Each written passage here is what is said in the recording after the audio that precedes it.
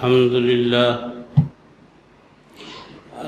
لله نحمده ونستعينه ونستغفره ونؤمن به ونتوكل عليه ونعوذ بالله من شرور أنفسنا ومن سيئات أعمالنا من يهده الله فلا مضل له ومن يضلله فلا هادي له وأشهد أن لا إله إلا الله وحده لا شريك له وأشهد أن محمدًا عبده ورسوله صلى الله تعالى عليه وسلم أما بعد فإن خير الحديث كتاب الله وخير الهدي هدي محمد صلى الله عليه وسلم وشر الأمور محدثاتها وكل محدثة بدعة وكل بدعة ضلالة وكل ضلالة في النار. أعوذ بالله السميع العليم من الشيطان الرجيم. بسم الله الرحمن الرحيم.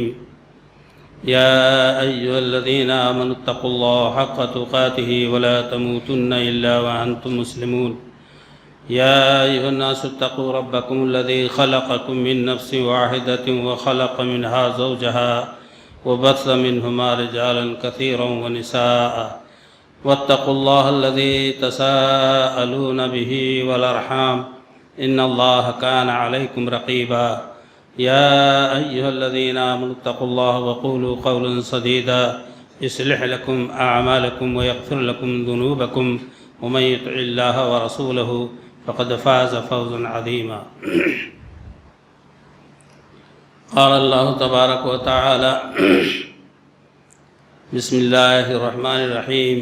الف لام میم ذلك الكتاب لا ريب فيه هدى للمتقين الذين يؤمنون بالغيب ويقيمون الصلاة ومما رزقناهم ينفقون والذين يؤمنون بما أنزل إليك وما أنزل من قبلك وبالآخرة هم يوقنون أولئك على هدى من ربهم وأولئك هم المفلحون. اللہ تبارک و تعالیٰ کی حمد و ستائش اور اس کی ساری توصیفات و تعریفات کے بعد بے شمار درود و سلام ہوں امام رسول سیدنا جناب محمد الرسول اللہ صلی اللہ علیہ وسلم کی ذات گرامی پر. محترم حضرات، آج رمضان المبارک کی 13 تاریخ ہے. گویا کہ ہم رمضان المبارک کی 13 تاریخ کو پورا کر رہے ہیں. شام تک پہلی تاریخ سے لے کر اب تک اللہ کے بندے اس مبارک ماہ کی رحمت و سعادت اور برکت و مغفرت کو تن من دھن سے حاصل کرنے کی کوشش میں لگے ہیں. رمضان مبارک کا تذکرہ احتشام اور قدر و منزلت ہماری اور آپ کی ذمہ داری ہے، جس کی فضیلت کے بارے میں میں نے آپ کے سامنے اس سے پہلے والے خطبے میں عرض کیا تھا. موقع کی مناسبت سے آج کے اس خطبے میں مجھے انفاق فی سبیل اللہ کے بارے میں اس باتیں عرض کرنی ہیں. سورہ بقرہ کی پہلی آیات الف لام میم سے لے کر اولئک هم المفلحون تک میں نے تلاوت کی.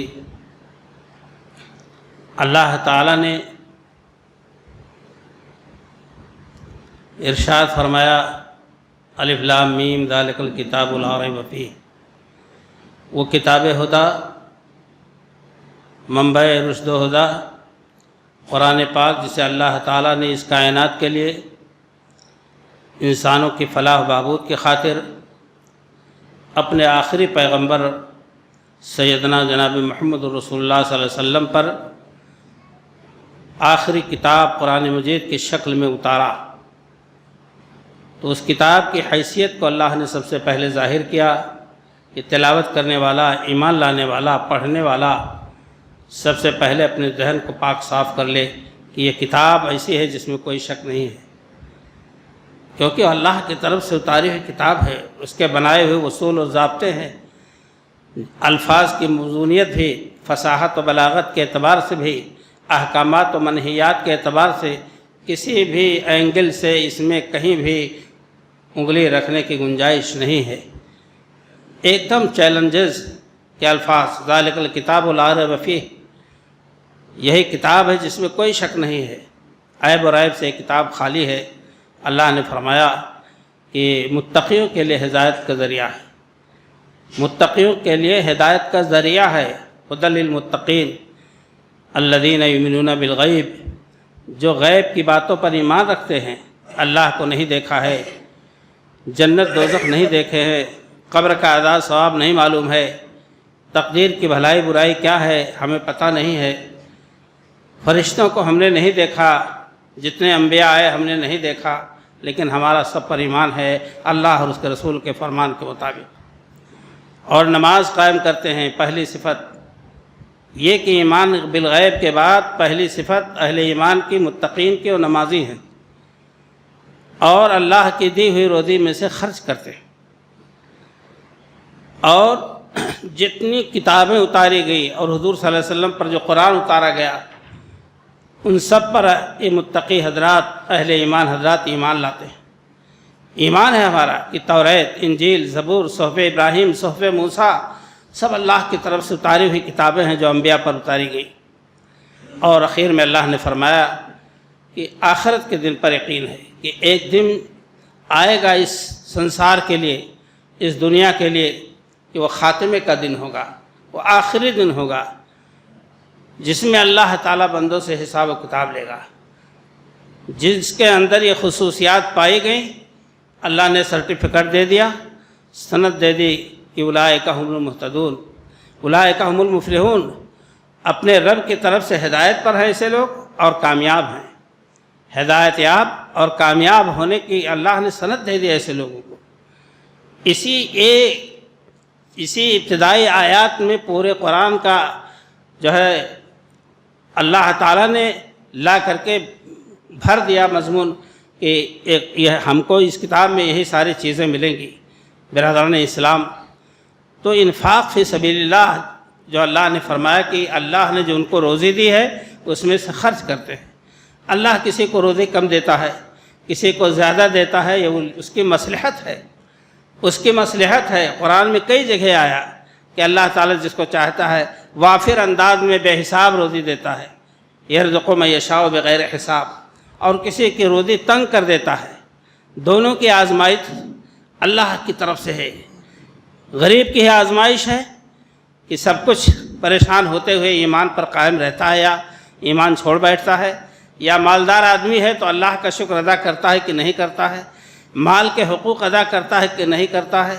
دونوں کے لیے امتحان ہے، زبردست امتحان ہے۔ میرے دوست اور بھائیوں، انفاق فی سبیل اللہ کی بہت بڑی فضیلت ہے۔ روایات، احادیث، قرآن کی آیات بھری پڑی ہوئی ہے۔ اللہ تعالیٰ نے فرمایا کہ مثل الذین ينفقون فی سبیل اللہ کمثل حبۃ انبتت سبع سنابل فی کل سنبلۃ مئۃ حبۃ واللہ یضاعف لمن یشاء۔ اللہ نے فرمایا کہ اللہ کی راہ میں خرچ کرنے کی مثال ایسی ہے جیسے کسی نے ایک دانہ زمین میں ڈالا، کمثل حبۃ انبتت سبع سنابل فی کل سنبلۃ مئۃ حبۃ۔ اللہ تعالیٰ نے فرمایا کہ جیسے ایک دانہ ڈالا اور اس سے 7 بالیاں پیدا ہوئیں، اور 7 بالیوں میں ہر بالی میں 100 دانے، 700 دانے، اور اللہ اس سے بھی زیادہ جتنا چاہے کر دیتا ہے۔ اللہ رب العالمین وسیع اور علم والا ہے، اس کا علم وسیع ہے، وہ ذات بہت وسیع ہے، اپنے رحمت سے بندوں کو نوازتا ہے۔ آپ نے اس آیت کریمہ میں یہ فضیلت سمجھ لی کہ جو لوگ اللہ کی راہ میں خرچ کرتے ہیں تو یہ 7 سے لے کر 700 گنا تک، یہ روایت بھی گزر چکی ہے اس روایت میں کہ الا صوم، مگر روزے کا ثواب اللہ تعالیٰ نے اپنے ہاتھ میں لے رکھا ہے۔ قیامت کے دن کتنا دے گا اس کا اندازہ ہم نہ کر سکتے ہیں، نہ آپ اور نہ شریعت نے کہیں ثابت کیا ہے، لیکن ہر نیک عمل کا بدلہ اللہ کے بندوں کا مقرر ہے۔ آپ یہ سمجھ لیں کہ حسد جیسی چیز جائز نہیں ہے کہ ہم کسی سے حسد کریں، اگرچہ فطرت میں داخل ہے ہم لوگوں کے فطرت میں داخل ہے۔ ایک آدمی کو اللہ روزی دے رہا ہے، آپ کو بھی دے رہا ہے، لیکن تب بھی آپ کو پریشانی ہے کہ وہ آگے بڑھتا جا رہا ہے۔ ابھی اس کے مقابلے میں ہم اس کے ہم پلہ نہیں بن پائے۔ اور میرے دوست اور بھائیوں، حسد جائز نہیں ہے۔ اللہ تعالیٰ نے حسد کی بڑی مذمت کی ہے۔ آپ قل اعوذ برب الفلق، قل اعوذ برب الناس کی تلاوت کر کے اس کا مفہوم سمجھیں کہ حسد کتنا مذموم عمل ہے، اور اس حسد سے کتنے مذموم واقعات اس دنیا میں وارد ہوئے ہیں۔ یوسف علیہ السلام کو حسد کی بنیاد پر ان کے بھائیوں نے کنویں میں پھینک دیا۔ اللہ اکبر! یہ حسد تھا کہ ابا ان کو زیادہ پیار کرتے ہیں۔ شیطان نے حسد کی بنیاد پر آدم اور حوا کو جنت سے نکلوا دیا، لیکن اللہ کے نبی جناب محمد الرسول اللہ صلی اللہ تعالیٰ علیہ وسلم نے فرمایا کہ لا حسد الا فی اثنین، حسد جو دو چیزوں کے علاوہ کسی میں جائز نہیں ہے۔ رجل آتاہ اللہ القرآن فیقوم بها آناء اللیل وآناء النہار، ورجل آتاہ اللہ مالا فہو ینفقہ آناء اللیل وآناء النہار۔ آپ صلی اللہ علیہ وسلم نے فرمایا کہ ایک شخص کو اللہ تعالیٰ نے قرآن دیا، حفظ کیا اس نے قرآن کو، اور وہ اس قرآن کے ذریعہ رات کے اوقات میں اور دن کے اوقات میں وہ اللہ کو یاد کرتا ہے، اس کی تلاوت کرتا ہے، اسی قرآن کو لے کر کے لمبی لمبی تلاوت کر رہا ہے تہجد کی نماز میں۔ اللہ تعالیٰ کے رسول صلی اللہ علیہ وسلم نے فرمایا کہ اب آپ اس پر رشک کریں کہ کاش کہ اللہ تعالیٰ ہمیں بھی دے دیتا، ہم بھی ایسے ہی کھڑے ہوتے۔ حسد اصل میں اس چیز کا نام ہے کہ اس کا مٹ جائے، ہمیں مل جائے۔ یہ تو قطعی حرام و ناجائز ہے، لیکن اگر آپ کے دل میں یہ رشک پیدا ہو کہ اللہ نے اس کو دیا، ہم کو بھی ایسے ہی دے دے، تو ہم بھی اللہ کی راہ میں خرچ کریں اور اللہ کو یاد کریں قرآن کے ذریعہ۔ وَرَجُلٌ آتَاهُ اللَّهُ مَالًا، اور ایک آدمی کو اللہ نے مال دیا، رزق بے حساب دیا، تو وہ خرچ کرتا ہے صبح و شام غربا پر، مساکین پر، حاجت مندوں پر، اللہ کی راہ میں خرچ کرتے ہیں۔ اللہ تعالیٰ نے خرچ کرنے کا حکم دیا ہے۔ رسول اللہ صلی اللہ علیہ وسلم فرماتے ہیں کہ آپ کوئی سوچے کہ ہمیں بھی مال مل جاتا تو ہم بھی غریبوں کی مدد کرتے، بیماروں کی دوا علاج کے لیے ہم بھی دے دیتے، اور ہم پریشان حال کی پریشانی میں شامل حال ہو جاتے۔ یہ تصور، یہ رشک و رقابت اللہ تعالیٰ، اللہ کے رسول صلی اللہ علیہ وسلم نے جائز قرار دیا ہے۔ اس میں ہم اور آپ نہیں زیادہ حسد رشک کرتے، قرآن سننے سے بھاگتے ہیں، رات میں تہجد کے لیے کھڑے ہو کے یاد کرنا اور پڑھنا بہت دور کی بات ہے۔ میرے دوست اور بھائیوں، یہ رمضان المبارک کا مہینہ ہے، اس میں ہم اور آپ 3 فرائض سے گزر رہے ہیں۔ ایک فریضہ رمضان المبارک کے روزے کا، دوسرا فریضہ نماز کا، اور تیسرا فریضہ جو ہم لوگوں نے متعین کر رکھے ہیں رمضان المبارک کو، وہ زکوٰۃ کا، زکوٰۃ کی ادائیگی کا۔ جبکہ زکوٰۃ کی ادائیگی کا یہ مسئلہ نہیں ہے۔ آپ کو اللہ تعالیٰ نے شوال میں، ذی-القعدہ، ذی الحجہ میں، محرم، صفر میں، سال کے 12 مہینے میں کسی بھی دن، کسی بھی مہینے میں آپ کو اتنا مال دیا، محنت کرتے گئے، مال بٹورتا گیا، یہاں تک کہ آپ کو ذی الحجہ کے مہینے میں اتنی رقم مل گئی کہ نصاب تک کہ اس میں زکوٰۃ فرض ہو گیا۔ اب زکوٰۃ جب فرض ہو گیا تو اس پر سال بھی پہلے گزرے، 1 سال بیتے، اس پر تمام اخراجات زندگی ہیں، مسائل ہیں، خورد و نوش ہیں، پہننا اوڑھنا ہے، دوا علاج ہے، آپ کی ترقی ہوتی گئی، آپ کے پاس پیسے آتے گئے، وہ بیلنس محفوظ ہے، یہاں تک کہ وہ مہینہ آ گیا جس میں آپ کو یہ رقم ملی تھی نصاب تک، تب اس میں آپ زکوٰۃ نکالیں۔ یہ ہم نے اور آپ نے تو رمضان المبارک کو اپنی آسانی کے لیے متعین کر لیا ہے۔ چلو خیر، تو یہ میں کہہ رہا تھا کہ نماز، زکوٰۃ اور روزہ 3 فرائض کی ادائیگی اس وقت ہم آپ کر رہے ہیں۔ اس کی برکتوں سے، اس کی رحمتوں سے، اس کی سعادتوں سے ہم گزر رہے ہیں الحمدللہ۔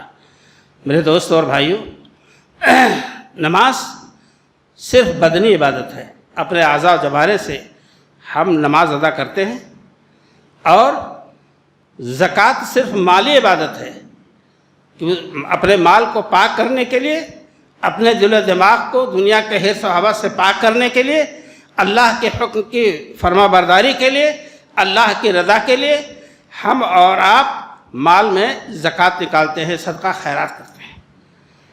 میرے دوستوں اور بھائیوں، اور حج ایک ایسا عمل ہے جس میں پیسہ بھی لگتا ہے اور جسم و جان سے حاضری بھی دینی پڑتی ہے۔ وہ جسم و جان چاہے بذات خود آپ جائیں حج کرنے، چاہے حج بدل کے لیے بھیجیں، اس میں پیسہ خرچ ہوتا ہے۔ آپ سوچیں کہ ہمارا کرایہ لگتا ہے، اور مکہ والے بھائی قربانی کا جانور لیتے ہیں، خریدتے ہیں، پیسہ بہرحال خرچ ہوتا ہے۔ تو مالی اور بدنی عبادت آپ دیکھ رہے ہیں کہ حج میں دونوں پایا جاتا ہے۔ میرے دوستوں اور بھائیوں، اللہ رب العالمین نے ہم پر اور آپ کو زکوٰۃ فرض کیا ہے۔ فرض کا مطلب یہ ہے کہ اگر آپ اس میں تھوڑا بھی کسر کرتے ہیں، آناکانی کرتے ہیں، حق کو ادا نہیں کرتے ہیں، بہت سے لوگ کہتے ہیں کہ ارے میں زکوٰۃ سے زیادہ دے دیتا ہوں۔ کیسے آپ نے جانا آپ نے زکوٰۃ سے زیادہ دے دیا؟ جب آپ ٹوٹل کریں کہ آپ کے گھر میں سونا کتنا ہے، چاندی کتنا ہے، دکان میں کتنا مال بھرا ہے، اور نقد کتنا ہے، ان تمام چیزوں کو اپنے سامنے رکھ کر جب زکوٰۃ کا حساب کر کے دے تو بھائی آپ سمجھیں کہ میں نے زکوٰۃ مکمل دے دیا۔ اور کبھی کم دیا کبھی زیادہ، اس کو کہتے ہیں میں اس سے زیادہ بانٹ دیتا ہوں۔ اس زکوٰۃ کی اس طرح سے ادائیگی نہیں ہوتی ہے۔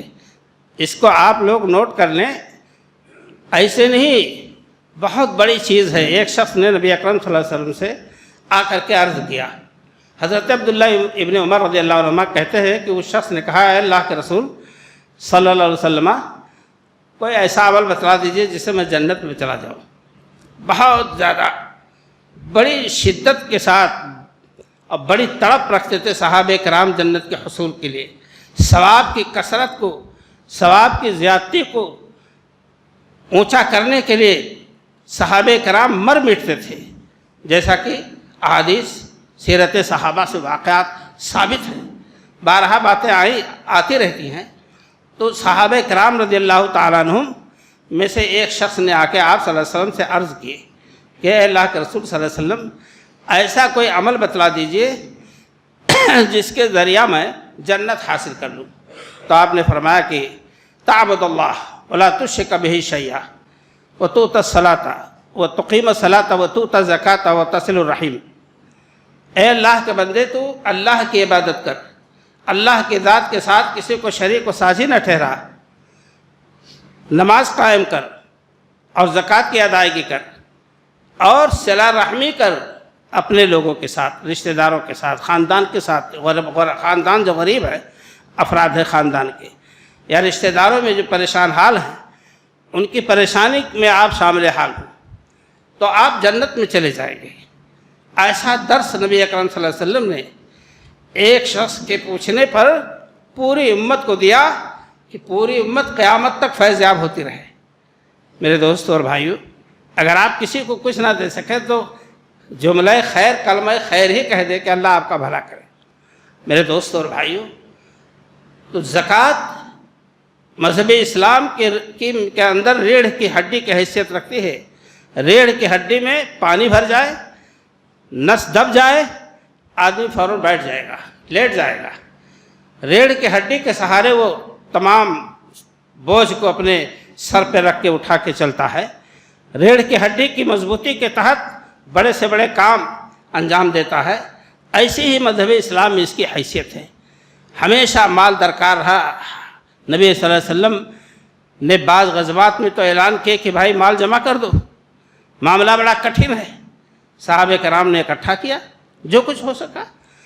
تو مال بہت ہی اہمیت کا حامل چیز ہے اور ہر شخص کی ضرورت کی۔ میرے دوستوں اور بھائیوں، مذہب اسلام میں اللہ تعالیٰ نے زکوٰۃ کو فرض قرار دیا۔ وما امروا الا ليعبدوا الله مخلصين له الدين حنفاء وَيُقِيمُوا الصَّلَاةَ وَيُؤْتُوا الزَّكَاةَ وَذَلِكَ دِينُ الْقَيِّمَةِ۔ لوگ اس بات کا پابند کیے گئے ہیں، اس بات کا انہیں حکم دیا گیا ہے کہ صرف ایک اللہ کی خالص طور سے عبادت کریں، مخلص اللہ الدین، اطاعت اور تابعداری کو، عبادت کو خالص کرتے ہوئے ریاکاری نہ ہو۔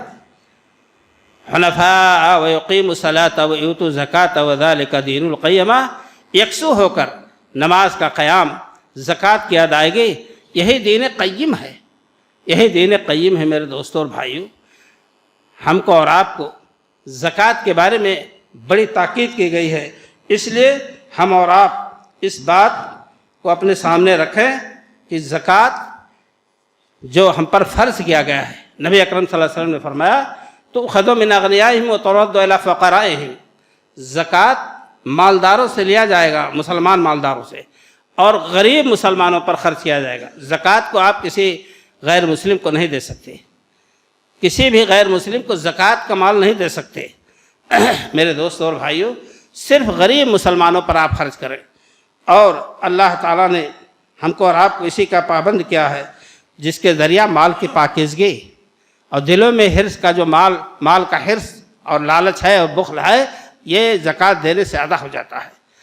میرے دوستوں اور بھائیوں، اللہ تعالیٰ نے فرمایا وَمَن یُوقَ شُحَّ نَفْسِهِ، جو شخص اپنے نفس کو بچا لے گا کنجوسی سے، ایک تو بخیل، کنجوس، مکھی چوس، اس سے بچا لیا گیا تو سمجھ لو کہ کامیاب ہو گیا۔ اللہ کے نبی صلی اللہ علیہ وسلم نے فرمایا من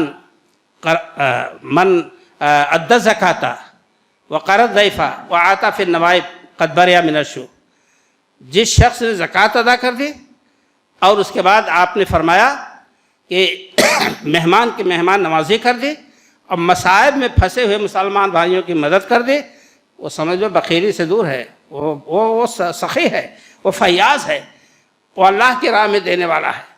میرے دوستوں اور بھائیوں، یہ ہے کہ ہماری اور آپ کی ذمہ داری۔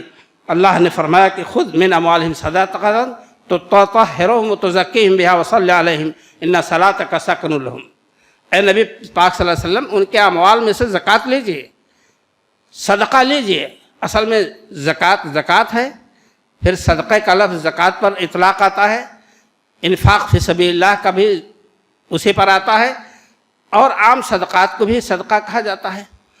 تو اللہ نے فرمایا کہ خود من اموالہم صدقۃ، مسلمان مالداروں سے آپ زکوٰۃ وصول کیجئے۔ ان کے مال کی پاکیزگی، ان کے دل و دماغ کی پاکیزگی کا بہترین ذریعہ ہے زکوٰۃ لینا و دینا، اور ان کے حق میں دعائے رحمت کیجئے۔ آپ کی دعا ان کے لیے باعث سکون و راحت ہے۔ میرے دوستوں اور بھائیوں، تو زکوٰۃ کی اہمیت آپ یہاں سے سمجھیں کہ حضرت ابوبکر صدیق رضی اللہ عنہ جب خلیفہ ہوئے تو عرب میں ایک بیک جو ہے بہت بڑا فتنہ وبال کھا گیا، ارتداد کا دور آ گیا، لوگ مذہب اسلام کو ترک کر کے مرتد ہونے لگے، پھر واپس کفر کی طرف، اور بعض لوگ اس مجبوری سے فائدہ اٹھاتے ہوئے علیاذ باللہ ان لوگوں نے کہا زکوٰۃ کو ہم مدینہ نہیں بھیجیں گے، ہم اپنے طور سے اس کو رکھیں گے، اپنا خرچ کریں گے۔ ابوبکر صدیق رضی اللہ تعالیٰ عنہ جو نرم خوئی میں، نرم دلی میں مشہور ہیں، آپ صلی اللہ علیہ وسلم نے فرمایا کہ ابوبکر کی مثال ایسے ہے جیسے عیسیٰ علیہ السلام، اور عمر کی مثال ایسے ہے جیسے موسیٰ علیہ السلام۔ لیکن جب وقت آیا کہ مذہب اسلام کا رکن ضائع ہو رہا ہے تو حضرت ابوبکر صدیق رضی اللہ تعالیٰ عنہ نے کہا تھا کہ اللہ کی قسم میں اس سے زکوٰۃ کی رسی بھی وصول لوں گا جو نبی صلی اللہ علیہ وسلم کے زمانے میں دے رہا تھا، اور یہ بھی کہا تھا کہ اینقص الدین وانا حی قد انقطع الوحی واتم الدین قد انقطع الوحی، دین مکمل ہو چکا ہے، وحی کا سلسلہ بند ہو گیا ہے، اور میرے جیتے جی مذہب اسلام میں کمی بیشی نہیں ہو سکتی۔ یہ عزم، یہ حوصلہ اور اعلان ابوبکر صدیق رضی اللہ عنہ کا تھا۔ میرے دوستوں اور بھائیوں، زکوٰۃ کی ادائیگی کے لیے ہم اور آپ بالکل جن کو اللہ نے دیا ہے صحیح آپ زکوٰۃ کو ادا کرنے کی کوشش کریں، تاکہ جو ادا ہو وہ قبولیت کے درجے تک پہنچے، اور جب خرچ کر دے وہ پتہ ہی نہیں کہ آپ کو کتنا دینا تھا کتنا نہیں بے حساب، تو یہ چیز درست نہیں ہے۔ اس میں تھوڑے سے مسائل ہیں کہ سونے کا وزن عام طور سے 7.5 تولہ، چاندی کا وزن 52.5 تولہ، جس کو گرام میں بدل دیا گیا ہے کہ 85 گرام اگر سونا ہے کسی کے پاس، اس پر سال بیت رہا ہے تو 2.5% کے حساب سے نکال دے، دام نکال کر کے بھاؤ پوچھ کر کے۔ اور چاندی جو ہے 595 گرام، سال بھر گزر گیا، آپ کے پاس وہ چاندی موجود رہی، آپ کسی دکان پہ جائیں اور اس کا نرخ معلوم کریں کہ یہ کتنے کا ہے، اسی حساب سے 2.5% آپ نکال دیں۔ میرے دوست اور بھائیوں، ہم اور آپ اس بات کو قطعی طور سے سمجھ لیں، اب 85 گرام سے آگے بہت زیادہ سونا ہے کسی کے پاس اور کسی کے پاس چاندی بہت زیادہ ہے، تو اسی حساب سے سب پر زکوٰۃ لازم ہوگا۔ یہ روپیہ پیسہ، ریال ہے اور یہ کیا نام ہے، ڈالر ہے، اور ہمارے ہاں کرنسی جو چلتی ہے، چاہے وہ سکہ کی شکل میں ہو چاہے نوٹ کی، اگر یہ رقم آپ کے پاس اتنا آ جائے کہ اس سے آپ 52 تولہ چاندی خرید سکتے ہیں اور اس پر سال بیت جائے تو اس پر 2.5% آپ کو زکوٰۃ دینا ہوگا۔ میرے دوستوں اور بھائیوں، اسی طرح سے آپ یہ سمجھ لیں کہ جو سامان آپ کے پاس ہے تجارت کا، اس تجارتی سامان پر بھی زکوٰۃ ہے، چاہے وہ زمین ہو اور چاہے آپ کی دکانوں میں رکھے ہوئے سامان ہو۔ جتنے بھی اموال ہوں گے، کار کا شو روم ہو اور چاہے موٹر سائیکل کا یا کسی کا، تجارتی سامان پر قطعی طور سے زکوٰۃ اللہ کے نبی صلی اللہ علیہ وسلم نے مقرر فرمایا ہے۔ ایک زمین ایسی ہے کہ آدمی کہہ تو دیتا ہے میں نے لے لیا، لیکن اس کے نام زمین نہیں لکھی ہے، اس کا پیسہ نہیں پیمنٹ ہوا ہے۔ ایک دوسرا اور ناجائز طریقہ استعمال کرتا ہے کہ کچھ بیانہ دے کر کے اور زمین کی حد بندی کر لیتا ہے، نہ اس کے قبضے کی چیز ہے نہ اس کے نام کی ہے۔ اب کوئی دوسرا آیا خریدنے کے لیے تو اس سے کہتے ہیں کہ ہم زمین کو بیچ دیے اتنا فٹ اور آپ اس کا بیان اس کے نام کر دیجئے۔ یہ بیع اینا کے لائن میں آتا ہے، جسے نبی صلی اللہ علیہ وسلم جائز نہیں کیا کہ آپ کے ہاتھ میں نہ آوے، نہ آپ کے نام آوے، نہ اس میں کچھ آپ کو قبضہ حاصل ہے اور آپ جو ہے تجارت بڑی لمبی چوڑی کر رہے ہیں۔ بہرحال جو چیز آپ کے قبضے میں نہیں ہے، آپ کے نام نہیں ہے، خالی زبانی جمع خرچ ہے، اس زمین پر، تجارتی زمین پر، ایسی تجارتی زمین پر زکوٰۃ نہیں ہوگا آپ پر، اس لیے کہ وہ آپ کی چیز ہے ہی نہیں۔ البتہ جو طریقہ آپ نے اپنایا ہے وہ غلط ہے۔ میرے دوستوں اور بھائیوں، سامان رکھا ہوا ہے دکان میں، آپ ادھار لائے ہیں، 1000 500 1 لاکھ 2 لاکھ کا سودا ادھار پڑا ہوا ہے۔ اگر آپ کے پاس 10 لاکھ رقم ہے تو پہلے ادھار والا جو دینا ہے اس کو الگ کر لیجئے، اب اس کے بعد کتنا بچتا ہے اس میں سے زکوٰۃ نکال دیجئے۔ آپ سے کوئی لیے ہوئے ہے 1 لاکھ 2 لاکھ تو اس کو آپ جوڑ لیجئے زکوٰۃ دیتے وقت اپنے مال میں۔ ہاں، اگر یہ نہیں امید ہے کہ وہ پیسہ ہم کو ملے گا، میرا پیسہ ڈوب گیا، دیوالیہ ہو گیا، تو اس کی زکوٰۃ آپ نہ نکالیں، اس کو موقوف کر دیں۔ دیر یا سویر جب وہ کبھی ملے تب اس وقت اس کا زکوٰۃ آپ نکال دیں۔ مذہب اسلام میں بہت آسانیاں ہیں، شریعت نے ہم کو اور آپ کو بہت آسان دین دیا ہے، جتنا بھی اللہ کا شکر ادا کریں وہ کم ہے۔ میرے دوستوں اور بھائیوں، اسی طرح سے جو گاڑیاں ہیں کرائے پہ چلتی ہیں، جو مکان کرائے پہ چلتے ہیں، اس میں زکوٰۃ نہیں ہے۔ زکوٰۃ اس پیسے پہ ہے جو اس سے حاصل کیا گیا ہے، اس پیسے پہ ہے زکوٰۃ کہ اگر کماتے کماتے آپ کے پاس ماشاءاللہ روپیہ اتنا آ جائے کہ آپ کے اوپر زکوٰۃ فرض ہو گیا تو سال بھر میں اس کا زکوٰۃ نکال دیں اس آمدنی کا۔ اس طرح سے اللہ تعالیٰ نے ہم کو اور آپ کو ذمہ دار قرار دیا ہے۔ میرے دوستوں اور بھائیوں، کچھ لوگ کہتے ہیں جو ٹیکس وغیرہ پڑتا ہے اس ٹیکس کو نکال کر کے اور پھر آپ زکوٰۃ نکالیں، یا اور اس طرح سے اخراجات نکال دیے جائیں۔ جیسے ہمارے ہاں زمین سے غلہ اگتا ہے تو جہاں لوگ دیتے ہیں ماشاءاللہ عشر، ابھی آگے آ رہا مسئلہ، جہاں عشر دیتے ہیں تو اس میں ایک عنوان ہوتا ہے حلواہ کا بھاتا۔ تو مان لو 500 من 1000 من گیہوں پیدا ہوا تو اپنے اس مزدور کا بھاتا نکال دے، غلہ نکال دے، 100 من نکل رہا ہے 100 من، 50 من نکل رہا ہے تو 50 من، بقیہ کا وہ عشر نکال دے۔ عشر کی 2 صورتیں ہیں، ایک تو یہ ہے کہ آپ نے خود محنت کر کے پانی چلایا، بہت زیادہ پانی چلانا پڑا تب جا کے فصل تیار ہوئی. بیج بونے سے لے کر اور کاٹنے تک بارہا آپ نے اس کو پانی دیا تو آپ اس میں سے 20 من میں 1 من. لیکن اگر آسمان سے بارش برستا رہا، پانی برستا رہا، اور زمین یا تو ایسی ہے ماشاءاللہ تراوٹ والی کہ اسی کی تراوٹ سے یہ غلہ پیدا ہو جاتا ہے، تو اس میں 10 من میں 1 من. اللہ کے رسول صلی اللہ علیہ وسلم نے ارشاد فرمائے کہ 5 وسق سے کم میں زکوٰۃ نہیں ہے. 6 کنٹل 53 کلو جا کے بنتا ہے 5 وسق. ہمارے انڈیا کے حساب سے 6 کنٹل 53 کلو اگر آپ کے یہاں غلہ پیدا ہوا ہے تو آپ اس میں سے جس حساب سے اگر پانی آسمان سے پانی برسا ہے تو 10 من میں 1 من نکالیں، اور اگر آپ کی محنت مشقت سے وہ فصل تیار ہوئی تو 20 من میں 1 من نکالیں. یہ اللہ کے رسول صلی اللہ علیہ وسلم نے فرمایا. میرے دوستوں اور بھائیوں، زکوٰۃ کے بارے میں یہ بھی آپ سمجھ لیں کہ اللہ کی دی ہوئی نعمت ہے، آپ اس کو یاد رکھیں. بہت بڑی نعمت ہے. آپ اس پر نظر ڈالیں جو در در اپنا ہاتھ پھیلا کر اپنا پیٹ پالتے ہیں، اپنے بچوں کا پیٹ پالتے ہیں، ان کے دوا علاج کا انتظام کرتے ہیں. آپ ان پر نظر ڈالیں اور اپنے پر کہ آپ کے بچے، آپ کی زندگی، آپ کے اہل و عیال کتنے متمول انداز میں عیش و عشرت کے ساتھ زندگی گزارتے ہیں. تو ایسے لوگوں کے ساتھ آپ بھلائی کریں. انہی زکوٰۃ کی بنیاد پر آپ کے ہندوستان کے اور پوری دنیا کے ادارے آپ کے کندھوں پر چل رہے ہیں. الحمدللہ آپ کی جو ہے خیر خواہی اور دست فیاضی سے بڑے بڑے ادارے جو ہے دین کا کام کر رہے ہیں. قال اللہ و قال رسول کی سزائیں بلند ہوتی ہیں. میرے دوستوں اور بھائیوں، اللہ تعالی نے فرمایا کہ اگر کوئی آدمی اس میں آناکانی کرتا ہے تو اس کے لیے بڑی سخت وعید ہے. الذین یکنزون الذهب والفضة ولا ينفقونها في سبيل الله فتقوى بها جباههم يوم يحمى عليها فتقوى بها جباههم وجنوبهم وظهورهم هذا ما كنزتم لأنفسكم فذوقوا ما كنتم تكنزون.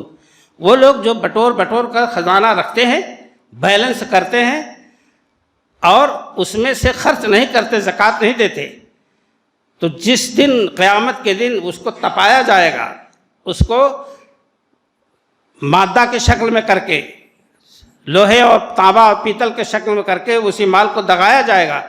فتقوا بہا جباہم، ان کی پیشانیوں کو، ان کے پہلوؤں کو داغا جائے گا، اور داغنے والا کہے گا ھذا ما کنزتم لانفسکم فذوقوا ما کنتم تکنزون. یہ تمہارا بیلنس ہے، خزانہ ہے جس کو تم بٹور کر رکھتے تھے.